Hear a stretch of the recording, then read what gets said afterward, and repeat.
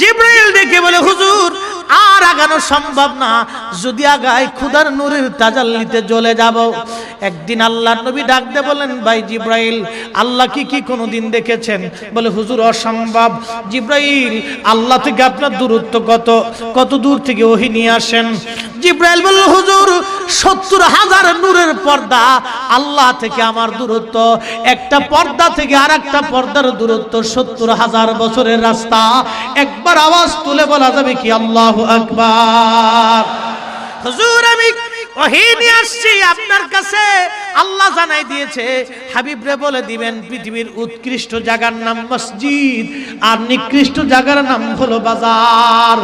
জিবরাইল আমিন ওইখানে স্টপ হয়ে গেলেন, নবীজি রওনা দিলেন।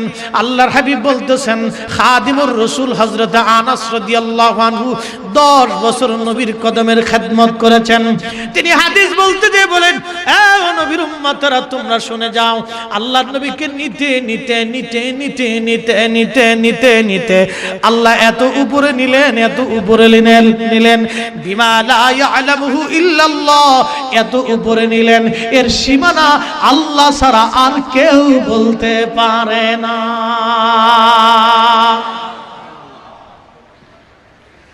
এরপরে নবী বলেন, সুম্মা যা সিদরাতুল মুনতাহা, আল্লাহ তার হাবিবকে সিদরাতুল মুনতাহার উপকণ্ঠে আনলেন। আগেই বলছি সিদরাতুল মুনতাহার শেষ সীমানা হলো সৃষ্টির উপরিভাগ।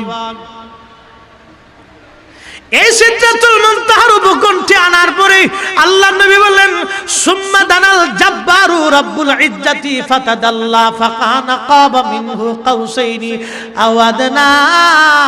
আমার রব আমার সামনাসামনি আসলেন, কাছাকাছি আসলেন, আমার আল্লাহ আমার কাছাকাছি আসলেন, আমার আল্লাহ আমার কাছাকাছি আসলেন। কত কাছে আসলেন? একটা ধনুক পরিমাণ মাঝখানে ফাঁকা ছিল, একটা ধনুক পরিমাণ মাঝখানে ফাঁকা ছিল। হযরত ইমাম নববী শারিহ মুসলিম, বিশ্বের খ্যাতনামা মুহাদ্দিসদের একজন, সহিহ মুসলিমের শরা আমার ঘরে আছে। আল্লামা ইমাম কাজী আয়াজ আল মালিকি রাহমাতুল্লাহ আলাইহি, যিনি সহিহ মুসলিমের প্রথম শরা লিখেছিলেন।